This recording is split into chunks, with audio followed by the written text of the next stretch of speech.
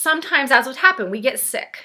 We get dropped on our head. We have an accident. Our child or our family member gets sick. We have to cut back. We have to reorganize and reprioritize. And that's what the gift of slowing down does. It's a gift of worth, meaning that it gives us a sense of our true worth. And it helps us to give a sense of true worth to others when we slow down and when we stop. Because when we slow down and we stop, that's when we start to actually feel and experience the internal world that is so important that we so often tune out when we are too busy.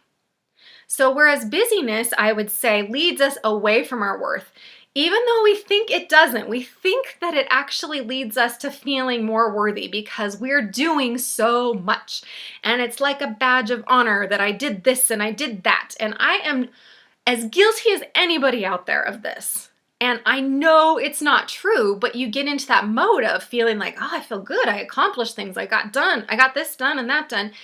But it doesn't. It actually keeps us so busy that we don't have time to stop and to notice who we really are. Welcome to Motherhood 2.0, where we're taking motherhood to the next level.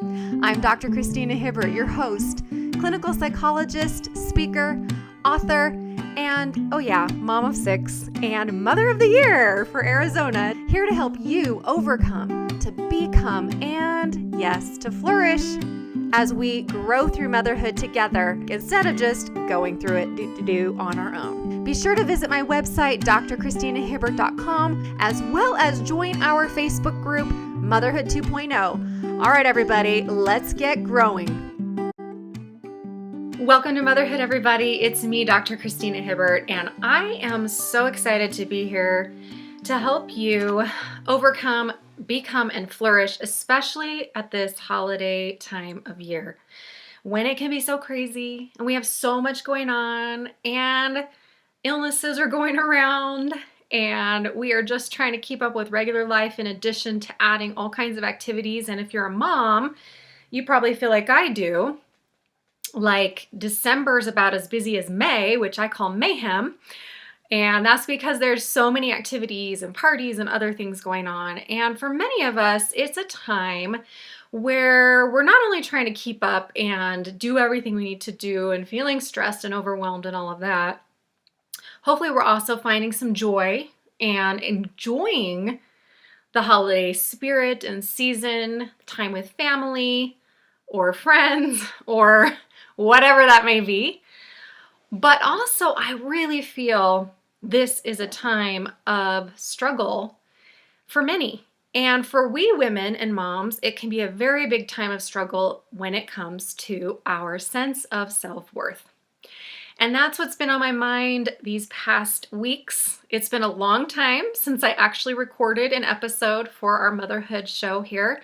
There's been a lot of cool things going on that I'm excited to tell you about today. So before we talk about today's topic, let me tell you about some of the cool things going on, just to get that out of the way, and then we'll get back to our focus for today. If you visit drchristinahibbert.com and go sign up on my email list, you can either do it through getting one of my free gifts, like the 30-day personal growth plan, or any other way. Just sign up for my newsletter and email list, because everybody on my email list is going to get some incredible discount codes and offers coming up, as well as some bonus free gifts just in the meantime related to the things we're talking about today. You can also visit the post on drchristinahibbert.com related to this that has links to all of the resources that I'll be talking about today.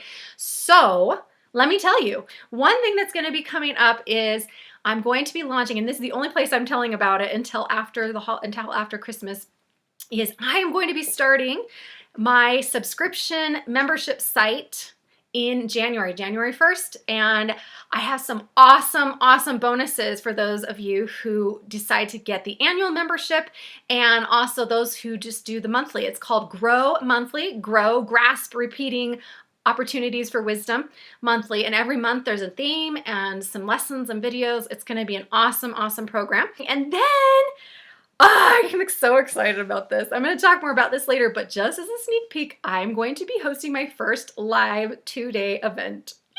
in 2019. Oh, I'm so excited. We're getting it all ready to go. And again, we're going to be launching it and promoting it and sharing it right after the holidays. So be sure to visit drchristinahibbert.com. Get yourself signed up on that list. You can also follow me on Instagram and Facebook. And mostly just keep an eye out for all these cool things coming. So much coming your way in 2019. All right, let's get back to the topic for today. And today I want to focus on what I have come to call the 11 gifts of worth. Now, let me tell you a little bit about how that came to be. This came to be because this is my own personal experience, and this is why I do everything I do. Everything I do in my work, in my writing, with seeing clients, speaking, everything I do. It all comes from personal experience, really, and it's because I've experienced something or somebody close to me has experienced something that I just feel everybody needs to know about or people need help with. And I see this over and over with clients and with myself. And this time it was me. So after Thanksgiving, which also happened to be my birthday, and I don't love having my birthday on Thanksgiving. So I was, trying to make the best of it, Thanksgiving and my birthday, and I had a great 6 hours. And then and then I had to leave early and take my kids, and we went on a little trip out of town, but it was just the kids and me and trying to please everybody and take care of everything. And it was like, all right, your birthday's over, Thanksgiving's over, it's now Christmas, and you need to get going and hurry. And I actually was able to stay a few days by myself at my mother-in-law's house in California near the beach, which is a true gift and a blessing. And I'm definitely not complaining about that. But I definitely need that. As many of you know, I'm trying to finish a book right now, Mastery of Motherhood.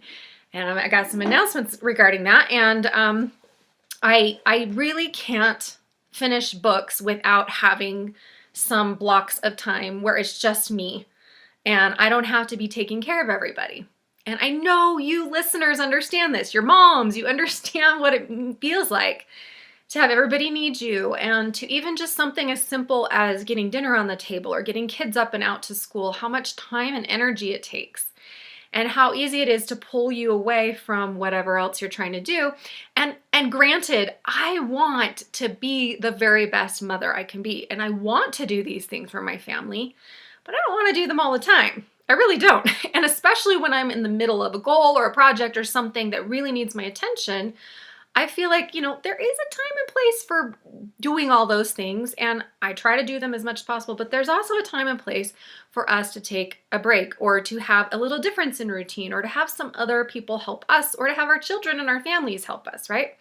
So anyway, I was away, I came back, and of course, this was a few weeks ago, right at the beginning of December, and I came back and it was like, bam. Now, I know many of you out there feel like I do. Like Christmas just starts earlier and earlier every year. This year it felt like there wasn't even Thanksgiving. Like the stores and the ads and everything were sort of, all in a full-fledged go mode before Thanksgiving even happened. And so, I was out of town right after Thanksgiving and then came back and it was like, oh dang, it's the first week of December and we need to get our tree and we celebrate Christmas. So we need to get our tree. We need to decorate. We need to, I need to start getting all the presents because I do all the shopping for our whole family.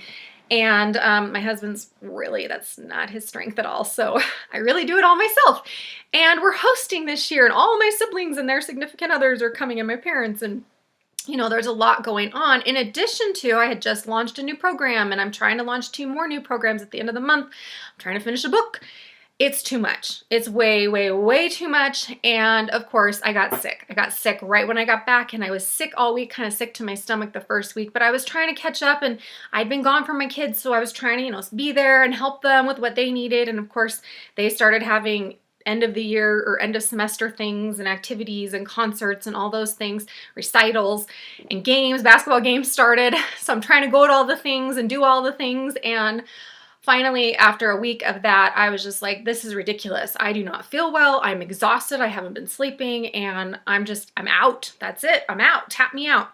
And so I was down and out for, a good most of the next week. So there I have the first 2 weeks of December just completely down and out. And how do you think that makes me feel? How would that make you feel? I'm sure many of you out there probably experienced something similar, or you're going through that right now. It makes us feel like we're not good enough or we're weak, right? Or at least those of you that think like I do, which is not a good way to think, let me say. I start worrying about, oh my gosh, I haven't done this and that, and I'm not going to get Christmas done, and I'm not being consistent and committed in my work. And feels like when you're spreading yourself so thin, you start to worry, you start to feel like you're not doing anything well, right? I know you can relate. I know you can relate. And I can see you shaking your heads out there.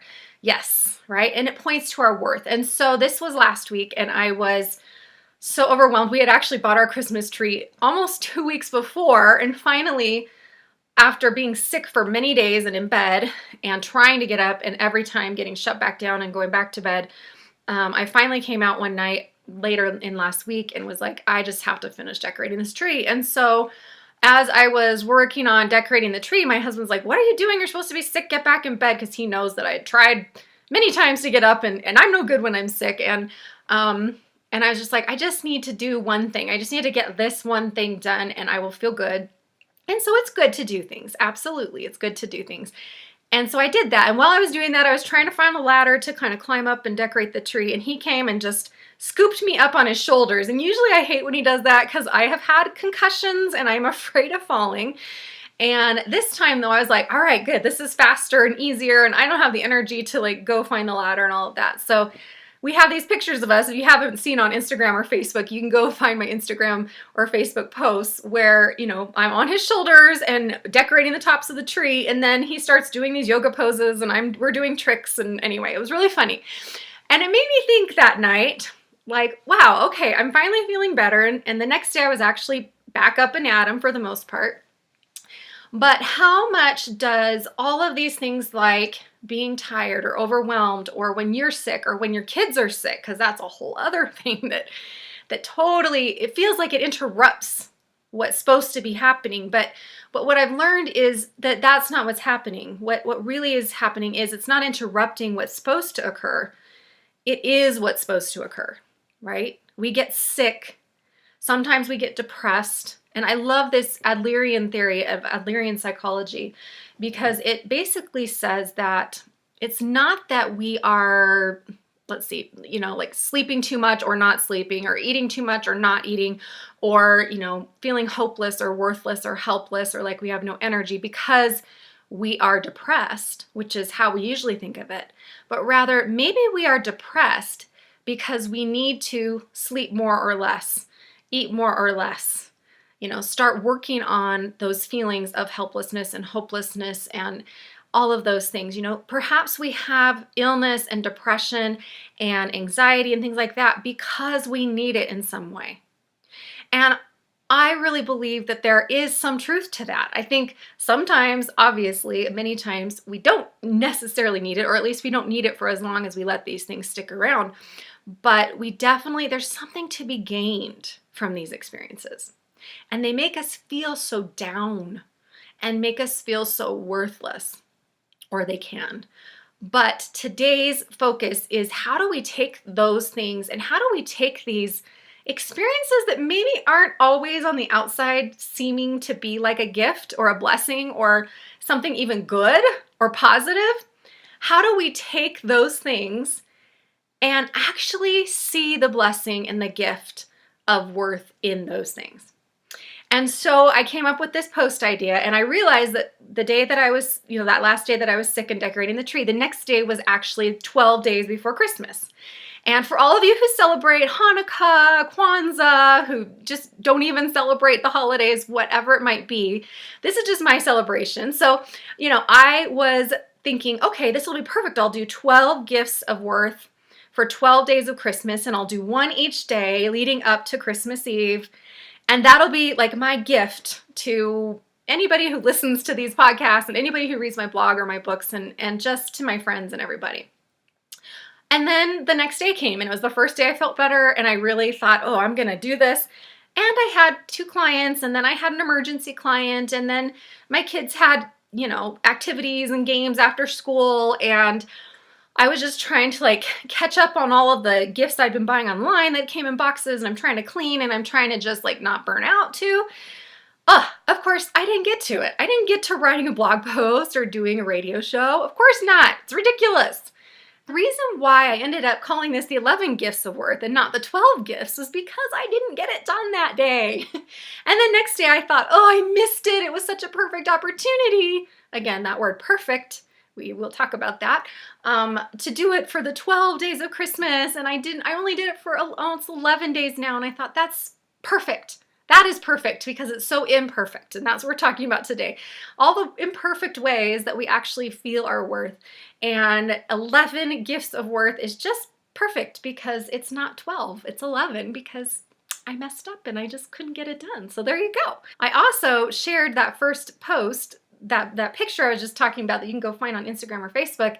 And I shared it thinking I was going to do a post every day. And I have not posted since then. So there you go.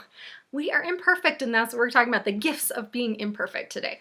Because that's one thing that I learned while I was down sick. Once again, I learned that I needed to slow down. And that's the first gift. The first gift of worth is the gift of slowing down and sometimes completely stopping. And it is a gift. It is a gift because sometimes we choose to slow down. We choose to say, you know what, I'm taking a break. I'm going to go on vacation. I'm going to lighten my schedule right now because I need to refresh or replenish or take care of myself better. But a lot of times we women, and especially we moms, we don't choose to do it. And so what happens? It's chosen for us. It's kind of like when I received my concussion, and I can't say it that way because it ended up being a gift, even though it was a very long and intense 8 months of not being able to actually work, go on my computer, write, think properly, all of these things. And even still, I have consequences from that concussion that happened so silly, just from accidentally trying to parkour on a tiny wall and falling straight on my head. Yes, that's a whole other story. But it showed me that when I had been super busy, it was right after my third book came out. I had all these plans for what I was going to do. I was already burned out. And then bam, instead, I literally was dropped on my head. And it was like life said, or God said, or the universe said, oh, you think you're going to do all these things? Well, you're not. You're going to stop. You need to stop. Sometimes that's what happens. We get sick. We get dropped on our head. We have an accident. Our child or our family member gets sick. We have to cut back. We have to reorganize and reprioritize. And that's what the gift of slowing down does. It's a gift of worth, meaning that it gives us a sense of our true worth. And it helps us to give a sense of true worth to others when we slow down and when we stop. Because when we slow down and we stop, that's when we start to actually feel and experience the internal world that is so important that we so often tune out when we are too busy. So whereas busyness, I would say, leads us away from our worth, even though we think it doesn't, we think that it actually leads us to feeling more worthy because we're doing so much. And it's like a badge of honor that I did this and I did that. And I am as guilty as anybody out there of this. And I know it's not true, but you get into that mode of feeling like, oh, I feel good. I accomplished things. I got this done and that done. But it doesn't. It actually keeps us so busy that we don't have time to stop and to notice who we really are, right? And we don't have time to stop and to notice and to feel the worth of those around us. We may even be serving others. I mean, how many times have you done this or seen somebody doing this where you're serving, you're actually, you're helping people. You're volunteering, you're trying to be there for someone in need, and you're so busy serving that you actually forget the love that's behind that started behind that. And I know I've seen this so many times, and I've experienced it myself too, I have to admit, where you can be in this mode of serving so much or doing so much that we think is so good, but we're actually doing it with like a grudge or with resentment or with anything but love. Right? So the gift of slowing down is the gift of being. We don't have to do We are human beings, not human doings. And so that's our first gift, slowing down to see the beauty and the gift of being. And you can find a link in the blog post related to this for an article that I wrote about slowing down to see, and seeing and being, and how you can see more of the beauty of life and understand more when we slow down. So that's our first gift of worth. Number 2 is the gift of showing up. Now this seems like it's kind of opposite to what we just said, slow down or stop. And this one's saying showing up. But what I mean isn't, again, it isn't go do a million things or be in a million places or say yes to every activity. Because especially when it becomes busy around the holidays or in May or in the summer or whenever it might be busy for you, we need that discretion, if you will, to be able to discern between those things that are actually not just good, because a lot of good things come around, but that are better and even best for us, right? But what I'm talking about isn't just showing up as far as being a body in a place and doing the thing because you feel like you're supposed to do the thing. And we get into that trap all the time, don't we? No, what I'm talking about is showing up emotionally, mentally. Yes, that might include physically, and it probably does a lot of the times, but emotionally, spiritually, mentally, socially, in that way, showing up means being present in your life, right? So the gift of showing up in your life means I want to be more mindful of my life and what I have, and I want to actually notice the beauty around me. I don't want to be running to and fro so much, showing up physically for all these other things that I can't even notice how I feel when I see the sunset because I don't have time to stop and think about it. So slowing down helps us to know when to show up and how to show up in the ways that really value us. And this, I also link to those of you out there who are struggling at this time of year. Holidays can be very difficult for many of us. And I know this when you are going through loss. When you just lost someone, I was just today teaching my Institute of Religion class, which I do every Tuesday. I love it. And one of our class members has just lost her husband just a few weeks ago. And she was just talking about how she's not going to celebrate Christmas. And I don't blame her. I was like, you know what? It's good enough if you just survive this year. And some of us, we're missing children, and we're missing parents, and we're missing siblings, and we're missing friends. I also lost a dear friend this year. My children lost another mother figure this year. And it's been a very powerful experience these past months, remembering her and singing in her honor and showing up. And I know her family is going to think of her this year during this time. So if you're in the middle of loss or grief or heartache or heartbreak, whatever might be difficult and challenging for you, this is especially a gift for you, the gift of showing up. You don't have to do it all. You don't have to decorate or participate or show up physically to every activity or everything you're invited to do. In fact, I would say be very wise in what you choose to do and don't do. But show up emotionally, mentally, spiritually, so that you can honor not only those who've gone before, the things that you've lost, but also honor yourself. That you are surviving, and not only surviving, but you're on the path to once again thriving, because I know that is true and real and will happen. And even I know there are some of you who are going to hear this and go, that's not possible for me. There's no way. But I assure you it is possible and it will happen, but you have to show up. Okay? So that's our gift number 2. And as we show up, we start to feel our worth. We start to celebrate the fact that, wow, I did survive this. Wow, I actually am showing up. I actually am here. I didn't hide. I didn't run away. I didn't ignore, and I'm here for myself. I'm here for those that I've lost. I'm here for those that I love that are still here.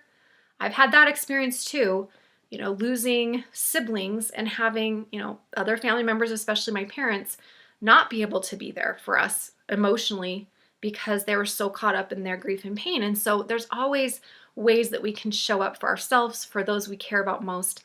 That is our second gift of worth. All right.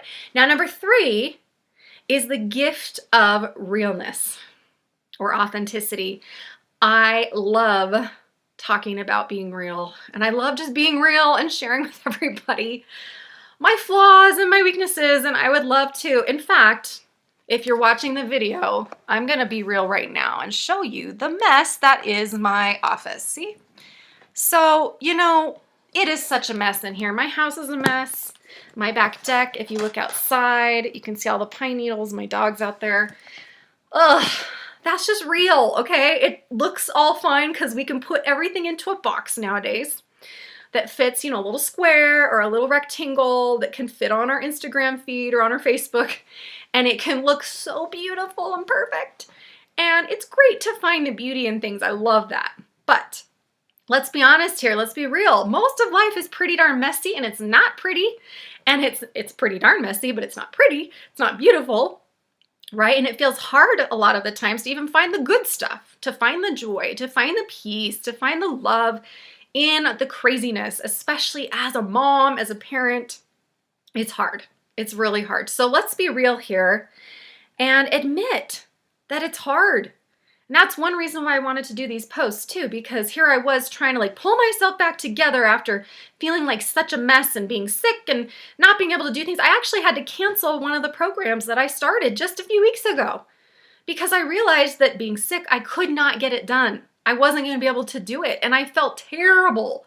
But at the same time, I knew I had to do it. So instead of trying to put on this act like, oh, look at all that I'm doing, and look at, I'm so put together, and my house is perfect, and oh, lovely, joyous season of holiday cheer. I mean, I do feel holiday cheer, but it's because I can be real and say, holy cow, I am such a mess right now. I don't even know what I've got upstairs. After this, I'm going to go get all the presents out and figure out what the heck I've even bought and what I haven't bought. It's just okay to be real, to be authentic. It's not even okay. It's necessary. It's so necessary for our worth, because when we are trying to be anything but real, we are not tuning into our true worth. We're just not. That's what self-esteem does for us. It makes us temporarily think or feel something positive about ourselves. That look at all this that I did, or look at this beautiful Instagram feed that I have, or look at this pretty Facebook post or video that I made of my kids or my Christmas card. It looks so perfect. But that actually doesn't point to our true worth at all. It doesn't point to our children's true worth. It doesn't point to our family's worth. No, what points to our worth is when we're just being real. When we say in a prayer or in a talk with our child or talking to someone else, or even just in our own mind or in our journal, I feel like such a mess right now. I feel like everything is falling apart. I don't feel like I'm good enough right now. And when we're real and honest, that's when we can let all that we're holding in out. And that's how we start to feel that worth, that, you know what? That reminder comes that it's not about what you do. It's not about what people say. It's not about what people see. It's about who you truly are. And we can't be who we truly are if we're being anything but real and authentic. And I will say too that if we're not being real and authentic, we are sending a message to our children to be anything but real and authentic too. And it puts pressure on them. I've seen this so many times. Very loving, well-meaning parents who are really living this kind of perfectionistic way. And it puts so much pressure. I have a young woman I've been working with lately who is in high school and was recently screened for suicide. They screened everybody in their school, and she got the highest possible. In fact, she had a plan and an intent and all of this. And luckily, they called her mom, and her mom brought her in, and we started working together. And she, as we talked about all the pressure she has on herself, it's really from her own head, but it comes from very loving, well-meaning parents who sort of expect her to get X grades and to do X thing in college and to become X profession because she said she would when she was young. And now she feels like if I don't do that, I'm going to disappoint them. I'm going to disappoint myself. This is the message we send our kids when we're doing anything but being real. And it's good for them to see us be a mess and then to work on cleaning up the mess a little bit so that they know that, hey, it's okay if I'm a mess too. And my mom or dad will help me clean up my mess too, right? All right. Number 4, going along with all of these is the gift of letting go. If we're slowing down And showing up emotionally to me, meaning we're stopping to see what's going on, and then we're showing up and letting ourselves feel what we feel and be honest with ourselves. We're being real, number 3. Then number 4, right along with that, is the gift of letting go. And it's so hard to let go. There's a wonderful book about letting go, and it's called Letting Go. And I've been reading that, and it's fabulous to think about, just how much research goes into this, that we say, well, just let that go. We'll just let that go. And we tell our kids this all the time. I tell my kids that, well, forget that. You can't do anything about it, so just let it go. But then as soon as I say it, I think, yeah, but it's so hard to let go. But as we focus on letting go, it's really about letting ourselves do these 3 things that we said. Slow down to see what's going on, show up emotionally to feel and experience what's going on, and be real and honest with ourselves. And as we do that, we can then let it go because we're processing it, we're feeling it, we're talking about it, we're dealing with it, right? We're healing. That's what letting go is. And part of letting go is this idea of perfectionism that I've already alluded to or spoken about. We women and moms especially, we get so caught up in this, and it's so not what we need. It's not what our families need. It's not real. And perfectionism is not a healthy striving toward excellence. It's not. It is an idea in our head of who we're supposed to be. It's not real. And it means that if we don't measure up to that idea in our head, or that image, or that thing, then we are always going to be less than. And the more we strive to be perfect in that sense of doing everything perfect and acting perfect and seeming perfect and everything, the more we lead ourselves away from being real. Now, it's good to want to be the best we can be, and to be better, and to grow and to learn and all of these things. That is absolutely part of life, and something I am a huge proponent of. But that is not the same thing as perfectionism. Perfectionism is actually a way of punishing ourselves for not being that ideal in our head. It's making ourselves go, go, go, go, do more, do more, do more, be better, be better, be better, because we don't feel it. We don't feel our worth, so we keep on having to do all these things to try to build that, and it's never going to happen that way. We've got to let that go. We've got to let go of, like I've let go of, I can't do this program. I'm sorry, you've paid for this, and I can't do it, and try to make it up, give free gifts, all that kind of thing. I cannot get the holidays done by myself, right? I need help. I cannot deal with all of these extra activities, and I don't need to be going to these parties and things because, I'm not in that place right now. Or I cannot deal emotionally with what's going on at this time of year with everything else, and I need help, right? I have to say, this is the first December in many years when I have had an opposite influx of patients than I normally have. Usually around December, I have my clients that I'm seeing, and I'm only there one or maybe 2 mornings a week. But lately, the past few months, I've only been there 1 morning a week. So just seeing a few clients a week, just a very handful. And lately, all of a sudden, I'm in there 2 days a week. Suddenly I have all of these people being referred and all of these things going on. And I'm glad, because it means that there are people that need help and are admitting they need help, and they are letting go of the need to be perfect and letting go of all the things that hold them back from being who they are and being real, right? So let go. That's number 4. Number 5 is the gift of, Number 5 is the gift of humility. And all of these things that we've been talking about are part of humility. And I love humility. It is so hard. It is so hard. But it is something I strive for all the time. Humility and meekness, they are not glamorous virtues. It's not like wisdom or beauty or strength or power or energy or, humility and meekness. It's kind of makes you feel kind of small. But really, true humility, I have learned, is the same thing as self-worth. And it is the same thing as charity, which is the pure love of God, or pure, pure, pure love that we have for one another. So humility is actually letting ourselves just do all these things we're talking about. Be real, let go, admit we have a problem. Exhale, let it all out.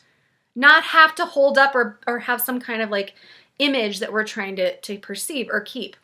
It is the opposite of pride. We don't need pride. We don't need to be, I'm so this and I'm so that. And as I always tell my teenage sons mostly, or have told them for many years, just because you say you are a thing doesn't mean that you are. And the more you say that you are that thing, the less you probably are that thing.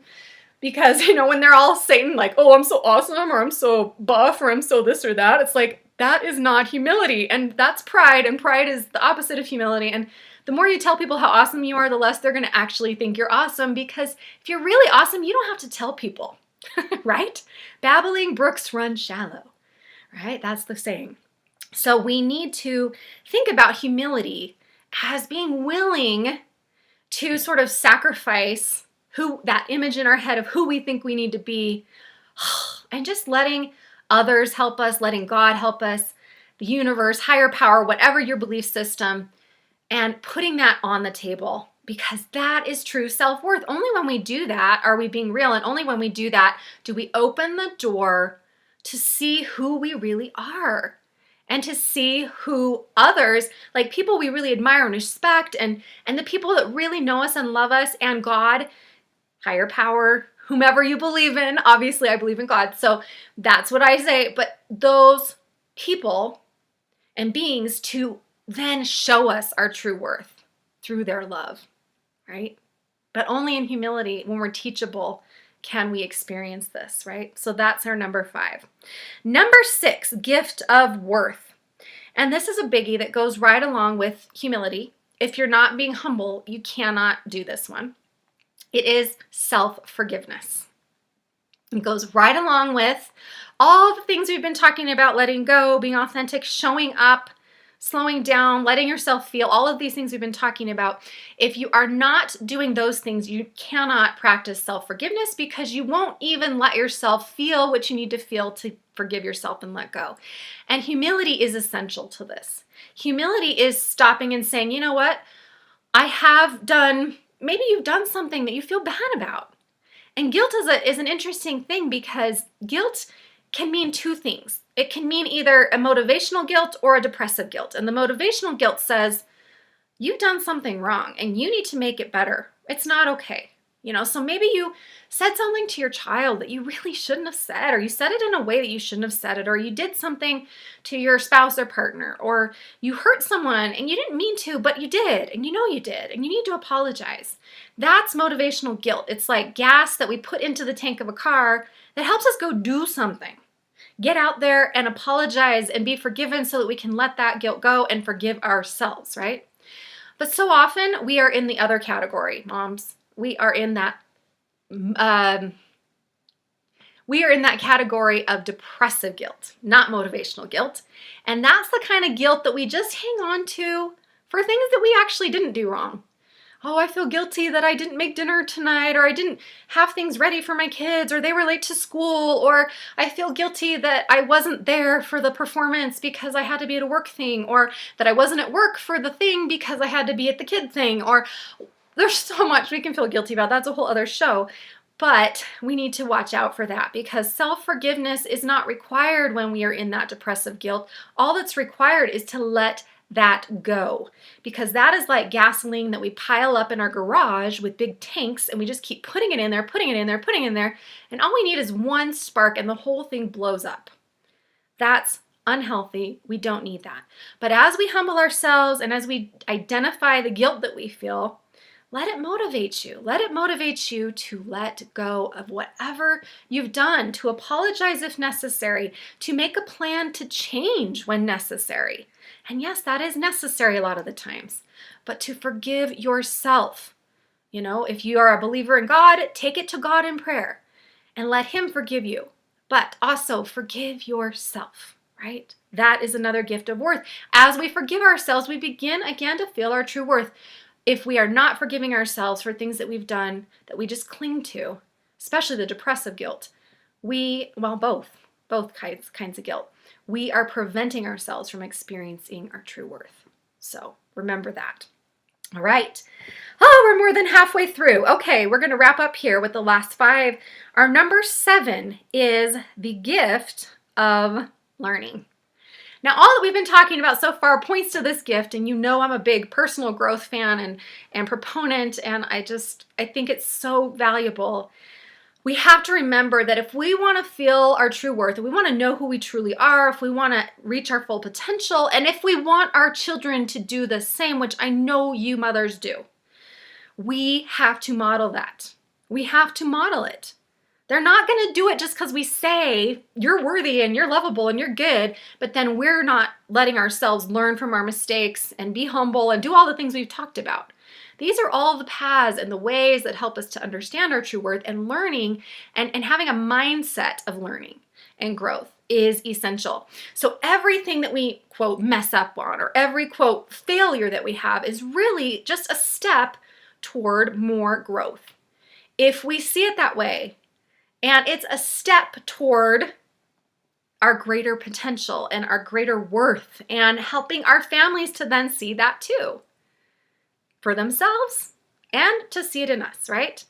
So we must have a mindset of learning. That is our gift number 7. As you give yourself the gift of changing your mindset from punishing to learning, you are giving yourself the incredible gift of personal development, personal, growth. And that is amazing, right? Number 8, all of this points to a word I've already been saying, which is the gift of potential. Untapped potential. And that is where I think we humans definitely struggle. We might feel a spark of potential in something, like I feel like I might be good at music or acting, or I might be good at teaching, or I might be good at, working with children, or whatever it might be. But unless we put that plan or that spark into play and start to work out some of that potential, it will be lost. And how much do we do that for our children? We encourage them. I know you parents are doing this, that you want them to try this activity or to commit to this team or to, keep working on this talent because you're so good at it. And I know many of you have had the experience like I have where you've seen your child give up on a talent that you're like, oh my gosh, you're so good at that. You could be amazing. I see the potential. And they don't see it, or maybe they really don't love it. And even if they're good at it, doesn't mean that's the thing they need to love or that they're going to do. But how much do we give ourselves the gift of potential and remind ourselves of our true and full potential? Let ourselves see it. Put it in front of ourselves. Put us into situations where we can develop our talents and share our talents and practice and encourage others and encourage our children to do the same. The gift of potential is enormous and incredible and essential.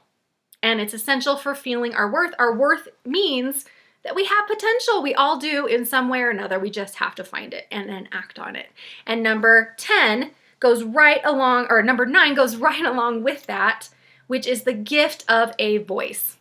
And what I mean by a voice is not just what I'm doing now, speaking, or even singing, which I love to do, but rather, how do you use your voice? How do you show up and be heard in this world? Not just show up emotionally, but stand up and be a light and be an example and use that potential for others.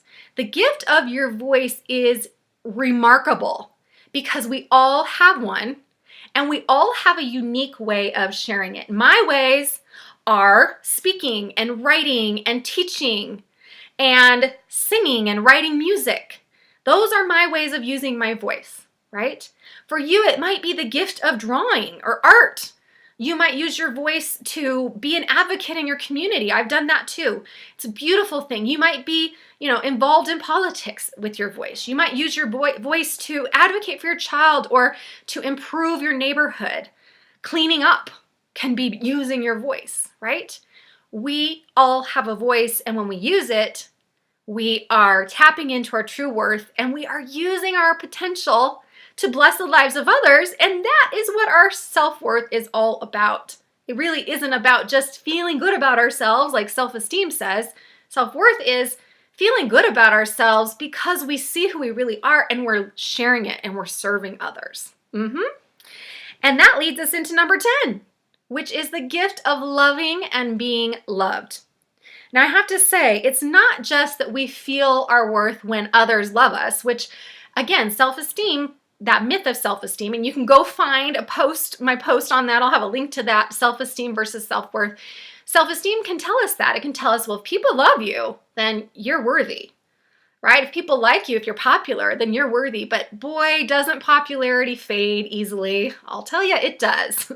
You can have crowds cheering for you one minute and the next minute, nobody even knows who you are, right? So that is not what it's all about. Instead, it's this gift of potential that we use to love other people. And it's not so much about how much they love us, but rather how we love them. It's not that this person or that person loves us, or these people follow us on Instagram, or have this many followers on Twitter. That's not what it is. It's about how do we love others? And how do we let others love us? And how do we love God or higher power, the universe? How do we give back? How do we put our love into play? That is true self-worth in action. It's humility, it's charity, that pure love. It is self-worth. It's all the same thing. And that is the gift of loving and being loved, because you can say you're loving other people, but if you don't let them love you in all the right ways and find the authentic, real ways that people love you and let them serve you, then you are not actually experiencing that gift of loving. You don't have that complete circle of giving and receiving. It goes both ways. And that leads us to number 11, which is actually my theme for this year, 2018. You know, I always pick a theme for the year, and my theme this year has been grace. And that is our final gift. The gift number 11 is the gift of grace. And the gift of grace is an incredible blessing, because what it means to me is it's the gift of not only forgiveness and mercy, but also the gift of empowerment, inspiration, and ability to go forth and to do what we need to do. It is the gift that makes up the difference for us of all that we lack. And when it comes to self-worth and self-esteem, self-esteem shows us very easily all that we lack, but self-worth begins to show us all that we already have, that we don't need to go out and achieve or get, but rather we already have it, and then we build from there. And grace is the way that we forgive ourselves, that we allow others to forgive us, that again, if you're believe in God, that you will allow God to forgive you, and also that we use that gift of forgiveness to move forward and love and serve and be inspired and empowered in what we need to do. It's that gift of enabling power that allows us to do what we are asked to do. I love that word grace, and this year has been a year of not just learning about grace and about what I think it means or what the definition is according to different religions or different people that aren't even in religion, but surprisingly this year of grace has been a year of actually experiencing what it is and seeing myself transformed by doing all these things that we talked about today, by slowing down, by showing up, by being real, by letting go, by humbling myself and choosing to be humbled and not just letting myself be humbled by life, which happens if we don't choose it, by forgiving myself and others and working on that continuously, by giving myself the gift of learning and growth and that mindset, by focusing on my potential and what I really feel I'm here to do. And then by using my voice to ask for help, to speak up, to stand up, to share my talents, to develop new talents and abilities, and to get out there and to love and to serve. And all of this is done through that 11th gift, which is the gift of grace. Everybody, I hope you have the most fabulous holiday season, and not because it's perfect or because everything goes great, because I don't think that's very possible for most of us. But I hope you can find the beauty and the worth in yourself and in your children and in your family and in your friends, and give them and give yourself these gifts of worth this season. They don't seem like much from the outside, but boy, they are the best and greatest gifts that we could give to anybody if we really stop and understand them. I hope you will join me back here for our new year. We have some exciting things coming, as I mentioned earlier. So be sure to visit drchristinahibbert.com and be sure to sign up on my email list so you don't miss the fabulous promotions coming up for the new year. I can't wait to see you till next time. Please continue to grow, everybody, and do it with us here on Motherhood 2.0, taking it up a notch. And I'll see you next time.